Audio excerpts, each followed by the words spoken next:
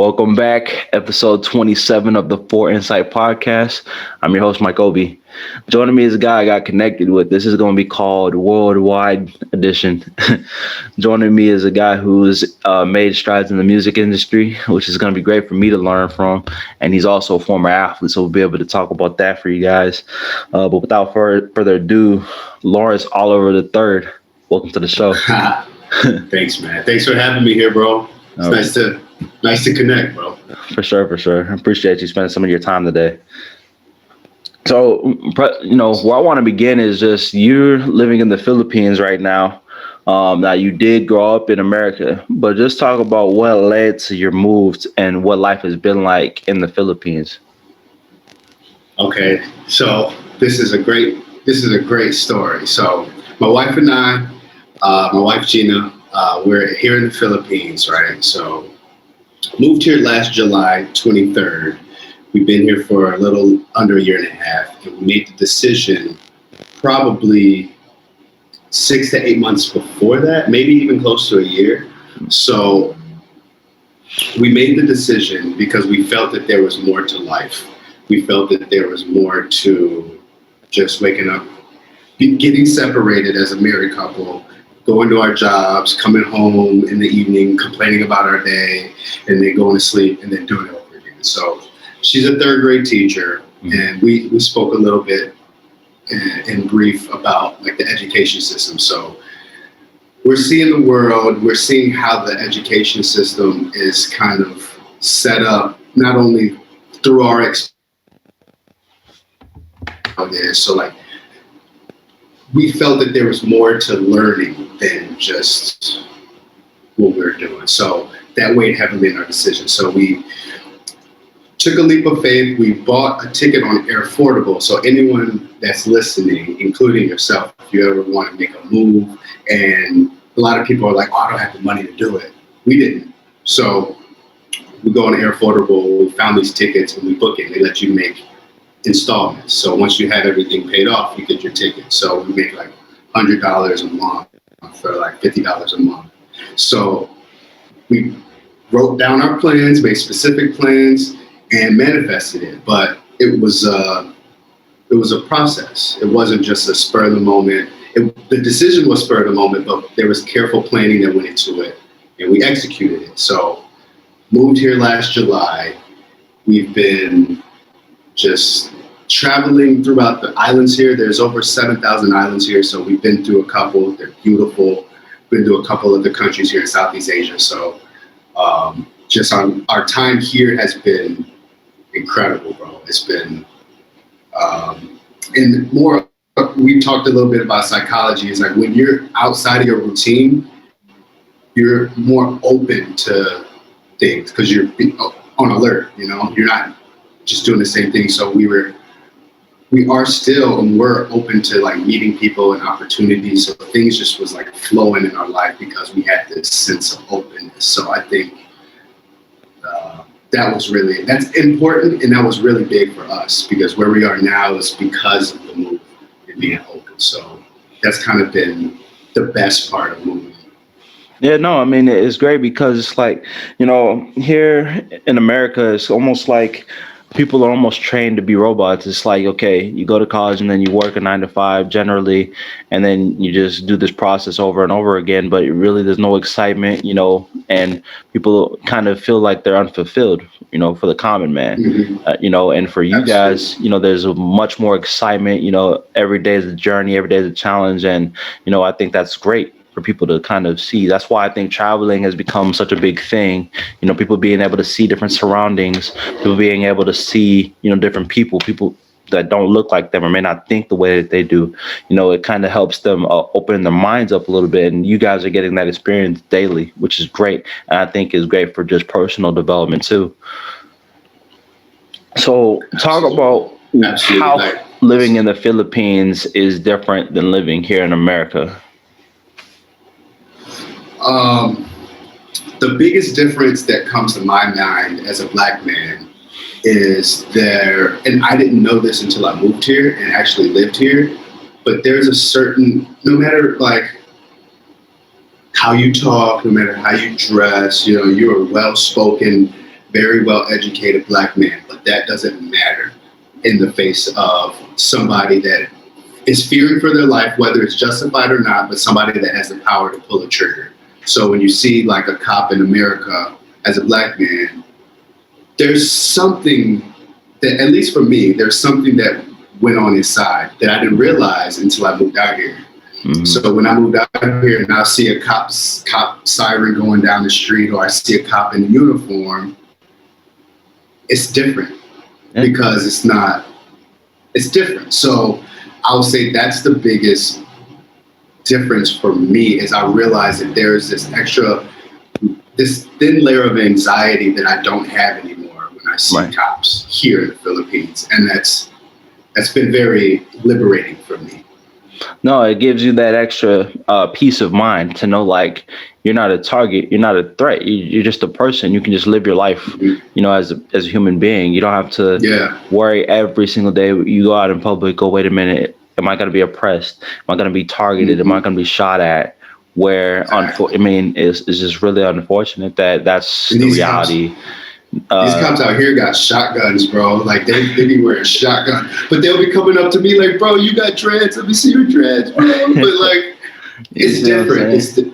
Yeah. No, I mean it's really how it should be. It's just normal human beings who are able to just live life. It's not you can just live your life as a person. You don't have to live your life as a I have to think about, man, I'm black. Oh, I'm gonna be shot at, or man, why is it that people hate me so much for no reason? You know what I'm saying? It's just Hmm. people are just taught to just be who they are, and you can just live, Hmm. and live your life. So yeah. Now, Yeah. going into just your profession, you're into music. Now, what led to you creating Wave Enterprise Company, your music company? Wave. So Wave Enterprise started 3 years ago. I got married 3 years ago, so it kind of started around then. Hmm. I I made the decision to do this because obviously I'm passionate about music, but I have I have somewhat I'm a somewhat of a long-term thinker, so I see Wave Enterprise as, and it actually is morphing into the vision I had 3 years ago when it just started as music. So my vision is multimedia and kind of like what we were talking about earlier. It's kind of like I want it to be. It is something that is helping revamp the education system, Hmm. and it's helping. Um, Yeah, that's really what it is. So at the moment, it's mostly music, and my wife has, since we've both come together and moved here, this is really all our energy and focus on. So it's like content creation, social media management. She does a lot of writing, copywriting, like email copy. She has her clients, I have my clients, and it kind of just merges into this cool bubble that's expanding and gaining momentum. So it was a shower thought. I was in the shower one day in Atlanta. We were living in Atlanta, and Wave Enterprise. Well, first Wave Entertainment popped in my head, and I was like, Right, "Babe, it's gonna be Wave Entertainment. Let's get these business cards." And then she's right. like, and I was like, "Enterprise." She's like, Wave Enterprise," and we are like, "Let's go with that." So we're here now, bro. We're Yeah. here. That's great, man. And just you being able to really see a vision and be able to put it and bring it into fruition, I think, is admirable that, you have a dream and you're trying to Yes. bring that dream into reality. I think that's something that everybody should try to strive for. Same thing with me podcasting. Podcasting was something Mhm. that's way out of my ballpark. I mean, if you had asked me 3 years ago, you're going to be a podcaster, I'd have been like, nah, I'm not a talker, in public, or I mean, I'm a thinker, but I'm really not Mhm. someone who would try to get on a microphone. And then that's really what led to me wanting to do it. Was I'm like, you need to really try to push your boundaries and really try to do something that's, fall in love with being uncomfortable. Learn Mhm. how to, manage social media. Learn how to be a talker. Learn how to interview. Learn how to write scripts. Learn how to reach out to people. Because it's all about connections and it's about learning. That's my whole thing. Is about being able to bring people stories and learn from them. They can help educate you, and you don't know who it could reach. And yeah, definitely, it's great to hear. Talk Mhm. about, One, go ahead. Go ahead. I was going to say one thing I noticed about you, and I saw you post this recently. You're kind of scrolling through all your episodes, and Hmm. that's something that's very admirable too, because it's what been 6, 7 months, but it's stacking up.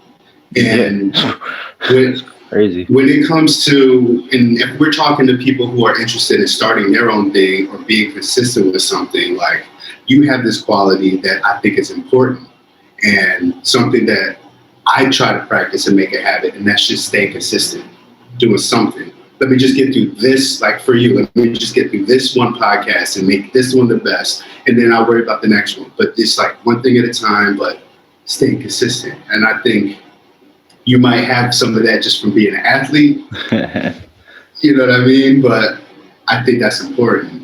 Yeah, man. I mean, when I first started it and I was doing my research, that's a big thing. It's like, yeah, it's homework, but it's homework that helps you get to a goal, which is the importance. I guess if you learn anything from education, you learn that, no matter what, you need to be well versed and well researched on things. And the main thing that it was saying was, when you're starting this up, when you're starting this project, it's not going to be that fast, especially if you don't have a big following. But keep posting, keep at it. That's the thing. Most of the people, they give up because they don't see the short term gains. And I'm like, well, I'm a long term thinker anyway. So cool. You Exactly. know what I'm saying? This will be there forever. Right. And this will be able to leave a Exactly. legacy. Right. And then just in terms, like you said, of being a former athlete, I learned discipline and I learned how to, deploy my habits that I learned from being a football player, for being able to stick to a plan, stick to a goal, and now I'm able to apply it to this.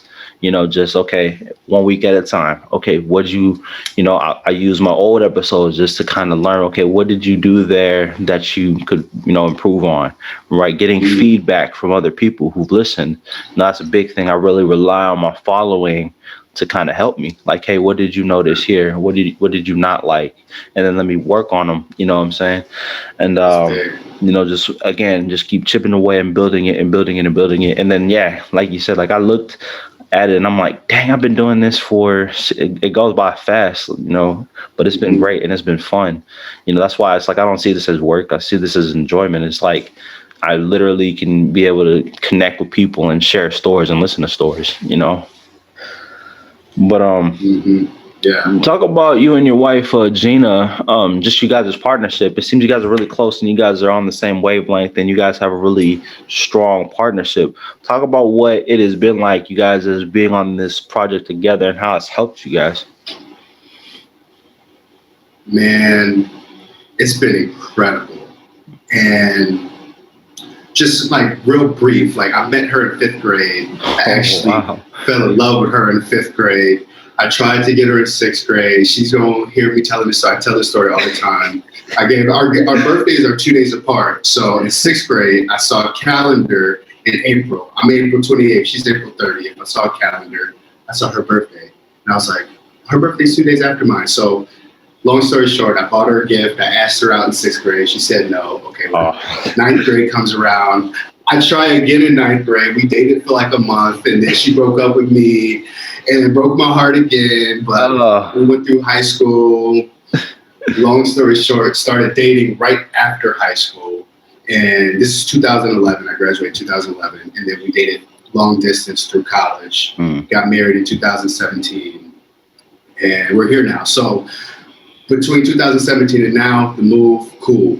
We get here, and now we're totally, because she was somewhat invested in the business when we were back in America, but hmm now that she's not teaching anymore and we're here, she's 100% in, and we are both 100% in this thing. And it has done incredible things for our relationship. Like, first of all, moving here, because we only have each other. We've met people now, but like, hmm we don't got time to be fighting. Like, we don't got time to be like, really like I'm out of here. I'm about to go for a walk. Like, no, right. this is a different country. Like, so, and the thing is, like, there's so many things that we there's so many things that cause issues in relationships because of the way things are set up. And I'm not trying to be on no like conspiracy or nothing, but the way the society is set up, we have these jobs, we have traffic, we're going to work 40 minutes away, and then you don't see your spouse, and then you get home and you're complaining, you have all this. when you're together and you're like working on something, at least for in our experience, it just it just makes things so much easier. Like we haven't had any issues together, and that's not me fluffing. Like we're best friends before any of this, but this just enhanced it. We're so much closer. We wake up happy, excited every day. We go. I mean, it's our business, so we're going 12, 14 hours now. But like you said, it don't feel like working. I might be like, at one point, I might be like, man, my eyes getting pretty heavy, but Right. we're going. But as far as our relationship is concerned, it's been nothing but positivity. Us working together, it's been great, bro. No, man, I think you bring up a great point, especially for, young married couples. Again, this is not just the athlete podcast, it's really all facets of life. And I think you bring up a good point that, you know, in our society here, it's like a couple is married, but then they're real strangers when you look at it. I mean, again, you spend most of your day out at work, and you come home, you're tired. If you have children, you got to spend a lot of time, caring for the children. Then it's like maybe you have 1 or 2 hours to be with your spouse. Well, okay, 1 or 2 hours. Let's try to have quality time. Oh wait, I'm tired. I'm going to bed. Or I'm going to the gym. I'm going this place, or I have to stay home. I have to stay at work late. So then you really don't ever have time to really even spend time with your spouse, let alone build a connection, build a bond, or sustain a bond. It's like almost, letting a flame just go out. It's like, okay, you So spark true. it, and then, okay, you just watch it just whittle away. You watch the wax, dry, or, just kind of fade. With you So true. guys only having each other and only needing each other, is just kind of like, look, any problem we have, we can't just go blow it off. We can't just go find some other route or other person, to go complain to. It's like, We're no, gonna we work got to, this out together. yeah, you got to work this out together. And you figure things out. And I think with you guys living in the Philippines, like you mentioned earlier, it keeps the spark, it keeps the excitement, it keeps you guys constantly thinking, and it keeps you guys as a relationship sustained. Um and also, just it's almost like getting to know your partner, more. Like, it's like, okay, what else can I find out about you? Oh, I didn't know you thought that way. Oh, now you're falling in love all over again. We talk about that all the time. Yes, we talk about that all the time, and every day I do my gratitude, bro. I thank God for all that I have, and I thank God for the more I learn about my wife, Mhm. and I make it a point to learn as much as I can about her. And we notice we're at this age now. We're in our 20s. We're seeing friends have kids or friends get married, or I don't know if you're there yet, but you're starting to see like life unfolding, life, Mhm. and we see the American dream, right? Mhm. Go to school, get married, get a mortgage, get a dog, have kids, and then and now we're living in this social media society where we want this, like we're seeing a lot of people that we went to high school with just checking stuff off of us. Okay, we're married. Nothing wrong with marriage. I love being married, but some people just get married to check it. Some people just get a mortgage to check it. Some people Right. just get kids to check it. And then you get married, you get this mortgage, you have these kids, you have these jobs. You don't even know who you're married to. Yeah, Like you're they not don't even know fulfilled. each other. You just did it. Exactly. Mm-mm. Exactly. Then once the kids graduate, all right, we done. You can get a divorce. Like it's a cycle. Like and we Or, I mean, and what happens so frequently now is you get divorced while before your kids go to college, and that's always mhm. been my biggest thing, especially because growing up, I, most of my friends came, most if not all of my friends came from single parent homes, and I saw what it did to them. You know what I mean? Just in terms of just them missing something. Always talking to me about missing that void of having one parent, whether not having their mom or not having their dad. I'm like, I'll never want to put a child through that. You know what I'm saying? And I was very fortunate to not have to go through that. Both of my parents are still It's a married to blessing. this day. We're And so, blessed. It's a yeah, blessing, exactly. bro. I understand how fortunate I am to have a two-parent household. Like, I remember when I got to JUCO, and the craziest thing I ever saw was our teacher asked us, they were like, how many of you guys have both of your parents who are still married? And I was the only person to raise his hand. I was like, oh shit, like, dang, you Wow. know what I'm saying? And I think it just goes to the system again.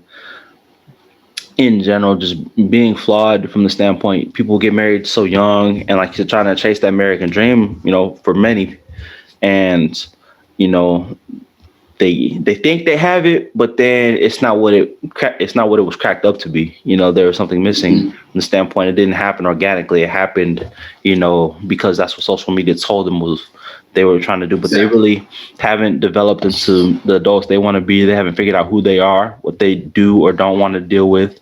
And Hmm. then all of a sudden they get with this partner who they're supposed to bond to for life, and then it's like after a few years, oh wait, you do that, or oh wait a minute, I didn't know you had that quality. Now I don't like that. I don't want to put up with that. But then, well, we're married and we have children, so I'll just put up with it.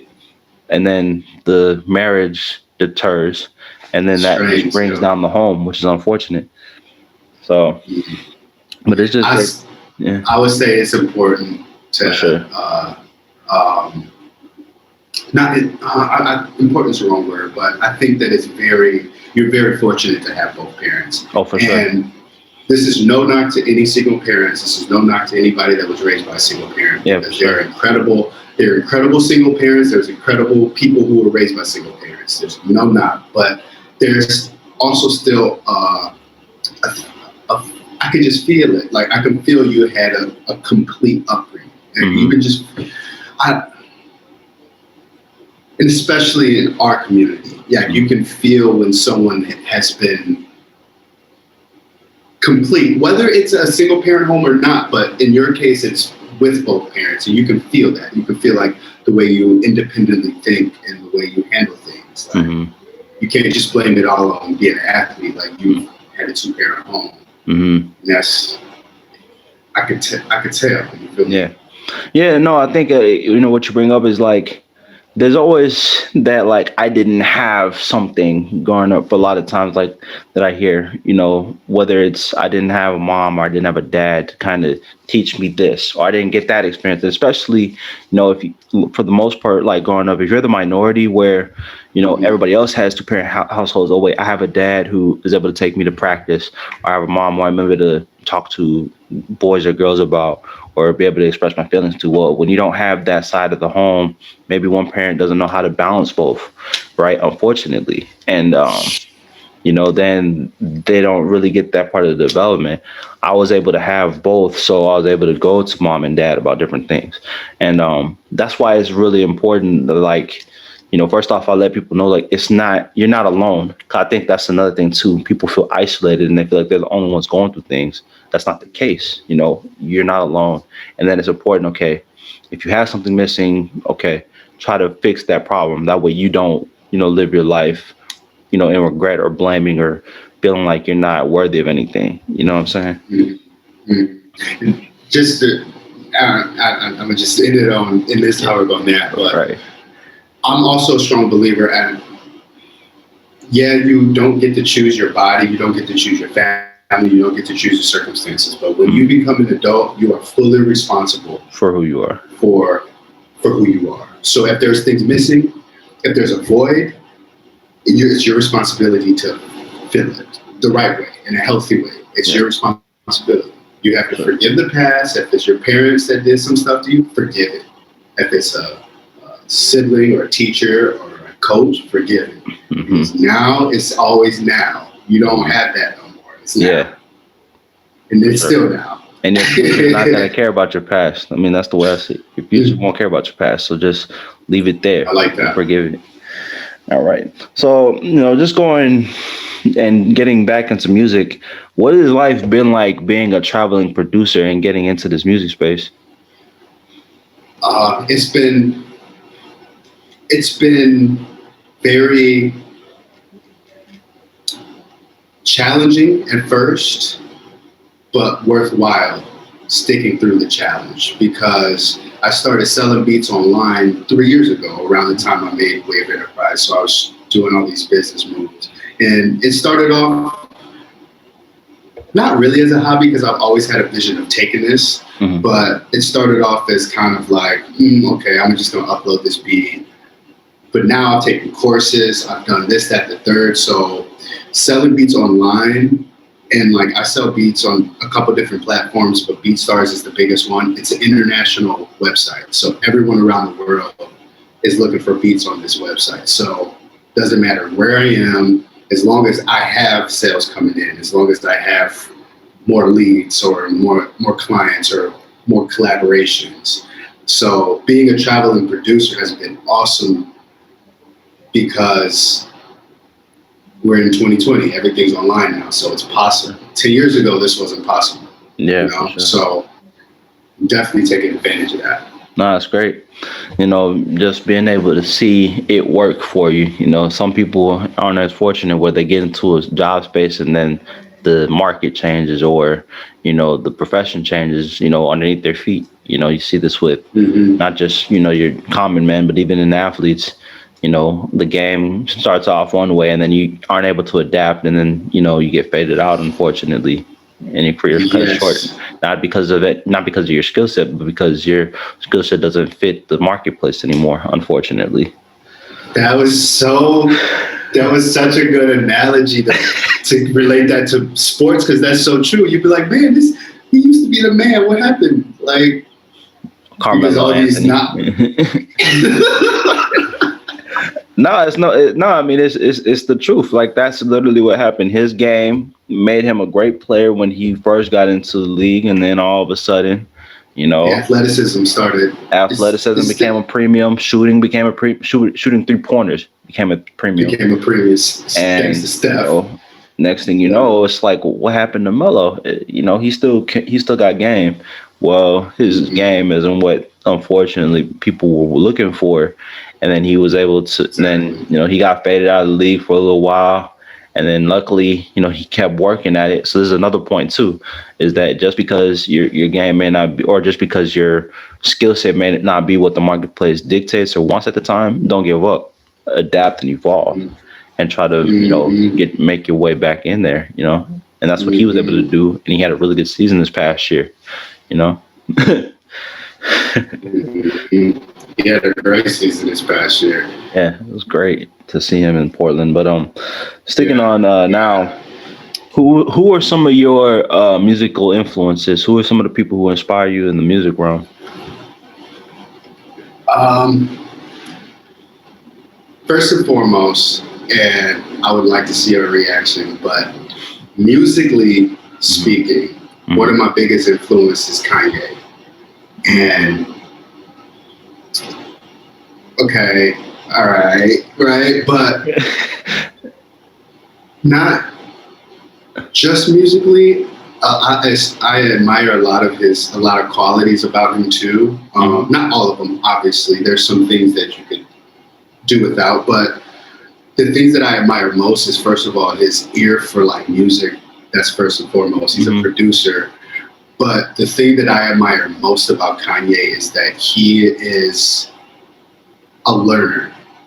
He is gonna learn a new thing, he's gonna master it, and he's gonna show you he's the best at that. Like, okay, I just was the best producer. Okay, now I'm about to be the best rapper. Mhm. Oh, that's not enough. Now I'm about to be the best clothes designer. Oh, that's not enough. Now I'm about to go into architecture. Now I'm about to go into all these different designs. Oh, that's not enough. I'm about to run for president. It might not be what everyone thinks is the best choice, but that's that quality that I admire is that he's gonna learn. He knows how to learn, Yeah. and he's a genius. He's a genius in that sense. So that's what influences me about that. His music too, but musically, recently I've been as a producer really influenced by like Metro Boomin. He has great beats and he knows how to get people hyped. Mm. Being a football player, I love like the pregame type of rap beats. Um, but I grew up in a household that played a whole bunch of music. Like we were church going family, so we had a lot of gospel playing, had a lot of contemporary Christian music playing. My parents loved like Marvin Gaye, Stevie Wonder. Mm. My dad's really into smooth jazz, so there's bands like Spiral Gyra, Snarky Puppy. I also took piano lessons since I was 10, so I've been pretty accomplished playing the piano, so that kind of fed into my influence too. So, and I grew up in a predominantly white neighborhood, so there was a lot of like alternative rock influence, like some EDM influence. So I have all these influences kind of morphed into what I like. So I think specific artists though, like if I want to talk about rapping, Hmm. I love J. Cole. Um, I love like Ace Hood, B.O.B. These are people that I really grew up on, like Yeah. especially playing football. Um, yeah, and yeah. No, I feel you. No, I, so just first off on the Kanye thing, I mean, again, if that's who who inspires you and who motivates you, that's your opinion, and that's again, that's your choice. In terms of just yeah, his ability to be able to learn different realms and to be able to you know think and be able to want to learn, I think is admirable. Mhm. Your adoration for Kanye is kind of how I saw Jamie Foxx, a person who's multi-talented, where Cool. he's into music, but then not only can he do music, he's a comedian. Oh wait, comedian is not enough. Not I'm gonna be a killer actor. Oh wait, that's not enough. I'm gonna do impersonation. So that multi-talented people, I think, are like the people I look up to the most. Where it's like, oh wait, this person isn't just defined as one thing. You know what I'm saying? And they try to push their limits and push their boundaries. So definitely, yeah, that about Kanye. I mean, he's one of the greatest rappers of all time. You can disagree with what he does outside of rapping, sure, but his musical talent and what he was able to do in the music realm is unquestioned. And then just what you're also talking about is just your diversity of different influences, which is good, and it's able to kind of Mhm. help your mind be open to different things, and it also diversifies your pool and how you're able to create your music. You're not just labeled as one thing that can be faded out. I can try different things because I hear different sounds, you know. Yes, and that actually helps me expand my client base too. I'm not just in the trap, the hip hop world. I have like people that want EDM beats, or people that want like lo-fi or R&B, neo soul, like all these different. I could tap into these different kind of you know spheres, which is cool. Yeah, and I can speak on that too. Just like being able to diversify just my audience, right? People. I remember like one of the toughest questions even people ask is like, "What's your podcast about, or what is it for?" I'm like, that answer alone is loaded because it's really, I mean, it's really just about life in general. Now, life is so broad. I'm like, okay, well, specifically, I guess if you want to get into specifics, like well, athletes, but then also we're talking about music, learn about that. Talk about cryptocurrency, talk about stocks, talk about money. Like it really could be about anything. It's really just about people being able to tell their stories and be able to educate whomever needs knowledge to be bestowed upon them. I mean, I guess that's the real thing is knowledge, Hmm. you know? And so just being able to Yeah, say it's that is knowledge. like, What's your podcast about? Knowledge. yeah, exactly. And I could just drop the mic on that one, but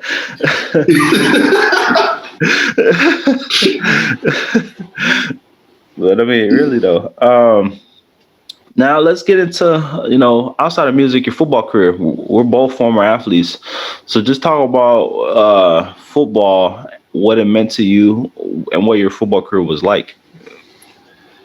football, football and music are like they're right there. So I've been playing football since I was 6. Mm, I started playing the drums when I was 6. My dad's a drummer. He taught me the drums when I was 6. Piano when I was 10. But I've been doing football and music neck and neck my entire life. So football has a huge part of my heart. It's like football, music, Gino.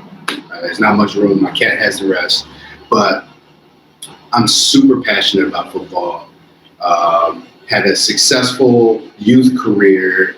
High school was successful. It's nothing like Texas and Illinois. I'm from a suburb of Chicago. If I mm, haven't said that yet. So our football talent. We had a big school, so we were in the biggest division. There was some good talent. We were ranked in the state. I don't remember the exact ranking, but junior and senior year, we had our best seasons. Our senior year, we went 7-2 regular season, lost in the third round. Um, and that was an exciting year. We had one of the best teams at our high school, Carl Sandburg, in probably the last 20 years, even since then. Um, Out of high school, I went to Western Illinois. in Macomb, Illinois, on a scholarship. Um, and I went there to start. I got injured Mm. and got redshirted. Started the next year and experienced playing time on a Division One level there. I had some growing pains. I was immature. I was impatient. I was just 18, 19. I was like, and to be honest, I had a very, objectively, I had a very successful career. So I was recruited high, and we wanted to talk about some recruiting stuff. So I was recruited high. My high school football coach was not hands-on when it came to recruiting. I went to these camps and stuff, and everyone was like, "Oh, my high school football coach is doing everything for me." My high school football coach didn't do anything, so I had to learn everything as far as recruiting. My dad and I had to learn everything. We started emailing, going to these camps, and sending out my tapes. There was there was buzz based off of the film and just like what was going on, but we had to do a lot on our own. So Western Illinois is Division One AA, and this is the thing. Like I was so immature. I had I had flew down to Alabama camp. It was paid for. Like Nick Saban was recruiting me, and I went to Colorado. I had these big schools looking at me, so I'm like, I'm about to go to Ohio State. Like you know what I mean? Nick Saban. I came back after the Alabama trip. Like I was on it. So Nick Saban told me straight up, "You're too short because I play receiver." He was like, Dang. "You're too short."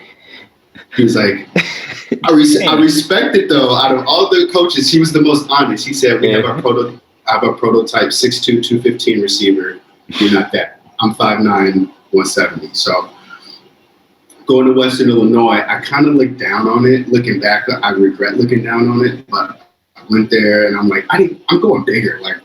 So I'm like, let me transfer to a JUCO. I went to LA for 2 years to a JUCO, and then got recruited to Alabama State, which HSBC, H HBCU. I got you, brother. HBC. My bank out here at JSSBC, and I just was on the phone with it. So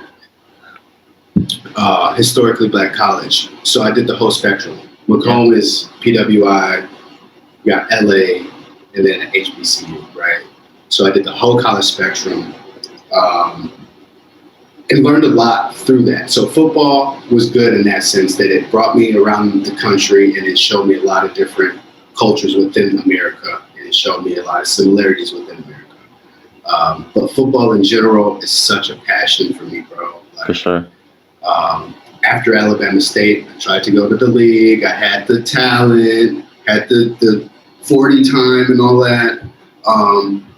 For my hamstring, it's like an ACL tear, completely torn off. So it was 8 to 10 month recovery, surgery, and then that was basically that. For the time being, I went into like a little depression because that was me hanging up my cleats. So I thought, and I couldn't watch the NFL draft. I couldn't. So that's how much football means to me, is because I put so much emotion into it that when I thought it was over, I couldn't even stomach to look at it. So I went some time not even looking at football. Fortunately, out here they had a football league. I got to live out my unfinished business. We won the championship out here. I got MVP, and that was cool. But football is really big to me, bro. It's really big. Let's talk about this, because I think, especially this could be talked about for all athletes. What happens to them whenever they realize that their time playing a game is done, whether it's football, basketball, baseball, that initial point of hanging up your cleats, your ball, the racket, whatever the case may be, where it's like there's that initial, dang, it's over. Like for certain people who are able to live out their careers and, they're able to play and, end it on their own terms, it's kind of like, okay, I'm at peace with it. I'm done. It's over. But there are others who have the game taken from them prematurely, or have the game snatched either through injury or, through other means, whether it be with the law or things of that nature. And so just talk about what that was like, because I think that's something that a lot of people struggle with, is learning how to leave the game behind and move forward. Bro, I'm so happy you asked that. so happy you asked that because that's something that's so dear to me because I'm grateful and I'm so fortunate to have studied music. So I had something to fall on. Mm-hmm. And I almost didn't even look to music because I was so depressed. So I almost like bypassed it and was like, because I bought a piano after I stopped training. And it was after like 4 or 5 months of like being in crutches. I'm like, let me just get the piano back. Let me get back. But I've seen so many brothers of mine um, get into this rut. I've seen some come out. I've seen some not come out. But it really pains my heart when you see people, especially the ones that really have NFL potential, that just don't get that break, and they put all their eggs in that basket. They don't have in their head. It's their mental process. We're infinite beings. We can do whatever we want. But in their head, all they had was football, right? And let's just talk about injury first of all. Mm-hmm. Let's stay on injury. So I got my surgery. It was a bad surgery. I got these opioids. They just throw this tramadol at me. Mm-hmm. I'm depressed. I'm not in a bad state, and now I'm dependent on these painkillers. Mm-hmm. That's a bad road to go down because I saw where that could lead. I had to be like after 4 months. Yeah. Because that could really ruin mentally. That could ruin you physically. That could ruin you emotionally. Along with not having your career. So that's one thing, but just hanging it up in general, from what I've seen, I think it's really important to know yourself, Mm-hmm. to really know yourself, to go in and not just know who you are as Mike, not just know who I am as Lawrence, like know you before Mike, you know, and fill that void because just like we talked about earlier, like sometimes people in a single parent home have this void that's not filled. People that have this sport and lose it, there's a void now. So the only way to fill it, the right way to fill it is to know yourself. So Yeah. I think that it's really important because there's so many athletes, white or black, any race, that like football is life, bro. So when that's gone, even I think even more so on a high school level too, because the Friday Night Lights is different. Like Yeah. when that's over, it's like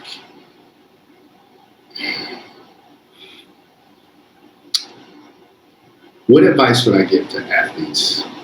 Here, I'll jump in. I would But I'll go say ahead. I'll say this, like, just in terms of like for people who don't understand, because some people will ask the question like, well, I mean, come on, it's just a game. I'm like, no, no, no, no. Like when you play it at a high level, at it, whether it's high school, college, football, there's a level of dependence and devotion you have to take to get to a certain success, right? And there's a lot of hours, a lot of time. I mean, you sort of build a connection, and then when that connection is just severed, it's like, what do I do now? I don't know anything else. Almost like all I know is to be in the gym, or all I know is to play basketball. All I know is to train. And then it's like, well, now there's nothing forcing you to train anymore. There's nothing motivating you. So I think that's the thing, is just if it's a matter of you still have competitor left, find something you can be competitive in, or find a skill or a hobby that you can kind of let that out in a healthy manner. Like rest in peace, Kobe Yes. Bryant. Kobe Bryant, as soon as he finished playing basketball, he got into the storytelling. And I just thought his transition was so seamless, as far as not being a basketball player anymore to now being a dad of 4 girls and coaching his daughter. That's what I love right? the most about his retirement. They asked him, Yes, "Do you me miss it?" too. He was like, "What would I miss it for?" He's like, "What I miss it for?" Like, Exactly. this is where I am now. Exactly. And there are others where it's like, oh my gosh, like it's almost like a drug. Like, oh my gosh, where's my fix of competitor or adrenaline? It's like you need to have a healthy outlet once the game is done. And honestly, I'm not saying prepare yourself like once you start playing, but just know you don't play the game forever. So what are you gonna do? You know what I'm saying? Regardless, even when you make it big, Yeah. it's not going to last forever. But just to go back to what I was saying about knowing yourself, it's like, is it the competitor in you that you miss? Mhm. Then, okay, all right, go get into sales or do something that's a competitive market. if you want to get that fixed. Or know yourself. Is it the weightlifting that I miss? Or is it the camaraderie that I miss? Or is it being coached or having a regimen? So like know yourself and know what you're missing so you can fill that in yourself. You know what I mean? I think that's important. Yeah, that's a great point, and I think you hit the nail on the head that you have to know what part of the game is that you miss. Be real with yourself. Be honest and transparent. If it's Mm-hmm. competitor, do something competitive. If it's camaraderie, Mm-hmm. get into talking, get into Mm-hmm. podcasting. Come Mm-hmm. on, or Mm-hmm. start a talk show or something where you can be interacting with people. If it's a matter of teaching the game or learning the game, you can get into coaching, right? But know Exactly. what it is about the game if you still have a love and devotion for it. For me, I still love football. Like I still love watching it because I was a very analytical, player. So I love just watching football. Like it's just like watching film. I'm just sitting there like, okay, this person didn't do that, this person did that, and then like I like being able to impart the knowledge I learned onto the next, or try to teach younger athletes the lessons that I learned or that I didn't learn soon enough. Like, no, look, I made this mistake. Don't make this mistake. No, I think that's the big Yes. thing is that your legacy is big on who you're able to influence after you. So it's like, okay, that's my connection to the game. That's how I stay connected to it. I learn it. I'm still loving it, and then now I can teach the next batch of young men and young women you know the different tricks of the trade or things that I learned or observed, or people who I saw who did it the right way and they made it, or people I saw who took an alternate route and it ended up costing them everything. I'm like, nope. Listen, Mm-hmm. I've seen it. I play with guys who've been in the NFL, played against guys who are in the NFL. I've trained the regiments. I've been around it. I know what it takes. I know what it doesn't take. And if not, I can put you in contact with them. That type of thing. Mm-hmm. And that's how. And Mm-hmm. that's just how you got to navigate it because, I think that's a big thing is just being able to, you know, get that and just being able to move on and understand that life moves on and life goes on. The train keeps moving. You know. Mm-hmm. But It's easier said than done. oh, for sure, for sure, for Mm-hmm. sure. And like Now, with you, sorry, bro. You okay. were saying earlier, like right out of high school, you were studying bio, Yeah. and you were saying like, and that's kind of like music for me. You had something else to stimulate you, Hmm. so I'm sure that kind of helped.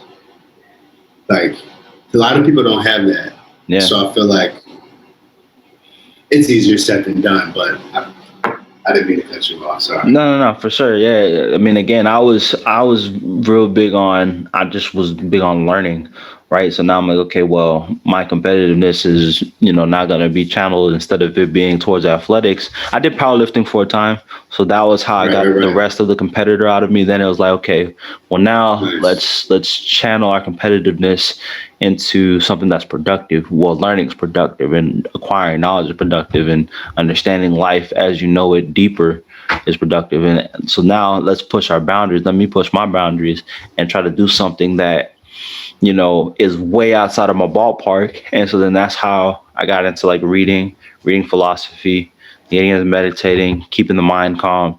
And then now podcasting, came about, later on down the line of that's something that is so far out of your comfort zone. That's the challenge, right? Is being able to learn how to, you know, um, really take something from scratch and build it, Mm-hmm. and it's Mm-hmm. all based off of the work that you put into it.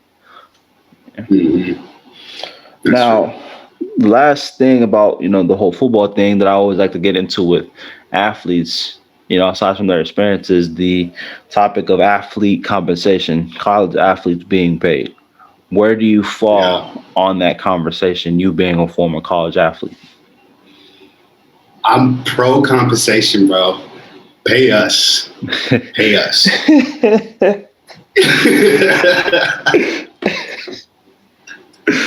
Run that check. But it's for a lot of reasons. And it's a great segue from what we were just talking about. It's because even if you are that athlete that makes it, you know, chances are you went to college on a scholarship because you had unheard of ability and then you got to the league because of unheard of ability. But statistics show, oh, sorry, my internet is saying something. But no, statistics show that most of these athletes come from backgrounds where they don't have much, but they have this incredible athletic ability. And they go to school, they go through college, they're just a worker bee. They wake up 6 a.m. and they go to class all day, and then they don't learn about money management. They don't learn about how to earn or multiply money. They don't learn about interest. We talked about this earlier. They don't learn about 401ks or mortgages or taxes or invoices or none of that stuff, right? Okay, say you're still the fortunate athlete to go to the league 5 years in, get injured, and you have no money management skills. We see a lot of 85%, this is a real statistic, look it up if you're listening, 85% of athletes go broke 5 years after, right? So that's why I'm super pro compensation, because we need to know how to manage money. We need to know how to be familiar with money, not just swiping at the cafeteria because you got a full ride. It's like, I need to see the money. I need to manage it, budget it for this month, budget my groceries, budget my textbooks, budget everything, because you're going to need that after you retire regardless. Like, right. It prepares you for life outside of football, outside of college, because that's really what you are. You're an adult. You don't have mom and dad to rely on and to say, Mom, come bail me out of this. You're an adult now. You know what I'm saying? For those who don't have mom and dad, period, well, sorry, life goes on. It's like, hey, we still expect this mortgage. We still expect these taxes. We still expect these bills to be paid. We don't care about you not learning it. So, hey, bring us the money. That's all we care about, those who want it. So my whole thing, in terms of the whole conversation, just hearing it from athletes is that, like I said, they don't get taught money management. I think that's the biggest problem. That, look, because I hear that, well, if we give them the money, they won't be responsible for it. Look at athletes who go broke. I'm like, they go broke because they never got taught it, right? So, okay, if that's the problem, why not fix it, right? So the way you fix it, in my opinion, is you take whatever part or whatever portion of the scholarship money that you use to pay the tuition. You say, listen, as part of your scholarship, you have to take financial literacy courses, whatever that means, like, learn how to take mortgages, learn how to take finances, learn what taxes are, learn all of that is part of your scholarship for every athlete.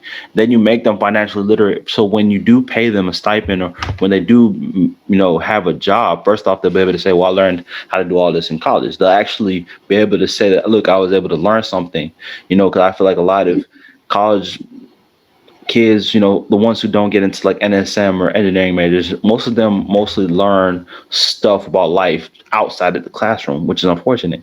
Not everybody gets to get into a real tough and rigorous field of engineering and then have it be applicable to their profession. Most of the time, people just go to school just to get the degree for a large sum.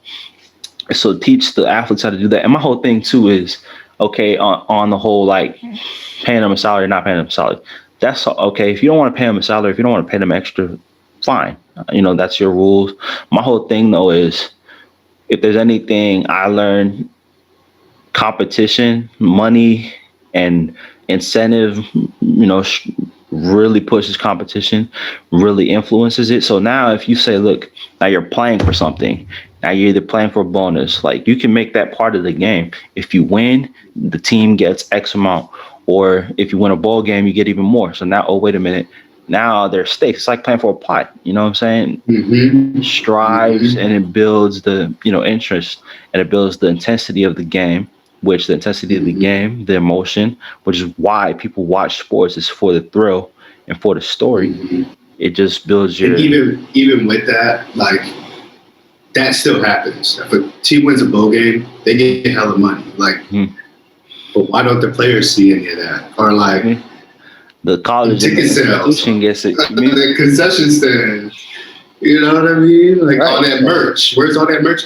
People be selling. They have jerseys with kids' numbers on it. May not have their name, but it's like, who number one is. This dude just bought a jersey from the student store. Right. That's he got it because I'm balling out. Like, Right, and I decided The school got that. This is one thing my brother brought up. I decided to go to your institution. I could have easily went to your rival and have brought them the ratings, and I brought them the interest, and I brought them the bowl appearance, and you could have lost, and then nobody would know who you were, or less people would Yeah. know. You know what I'm saying? So I just think that's it's something not fair about that. I just think that's not fair. it. Just need yeah, it's not fair, and it needs to be a collaborative effort. And the only way to keep bringing attention to it is to keep bringing athletes who've been through it and who've seen it and seen it firsthand and have the experiences and keep letting them tell their stories, and that's what it's all about. But just closing out, man. This has been a great episode. What are your final remarks that you would give to young men and women trying to get into music or young athletes? What is your final gem that you would love to leave to the next generation?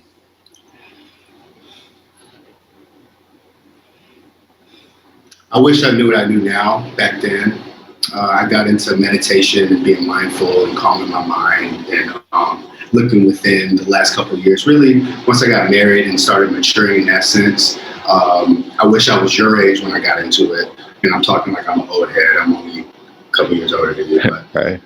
that's one thing I think is important as an athlete. And looking back on Kobe, he got that from Phil Jackson. It's like Yeah. meditation, mindfulness, any industry, but specifically with athletics and music, you got to calm, you got to go within, you got to slow down the thoughts, you got to know yourself. That I'm big on that, and just understanding yourself as an athlete, understanding yourself as a musician or producer. I think my biggest advice is to know yourself. I did not know myself at all until after I graduated. So I think whatever that means to you, learn yourself. For sure. It's great and it's important. All right. That's a wrap. Episode 27 of the Four Insight Podcast. I want to thank Lawrence Oliver III for coming on. Appreciate you, man. All the way from the Philippines. Expanding our connections worldwide, man. You can catch this episode on no problem, man. You can catch this episode on YouTube, Anchor, Spotify, and all platform streaming podcasts. Thank y'all.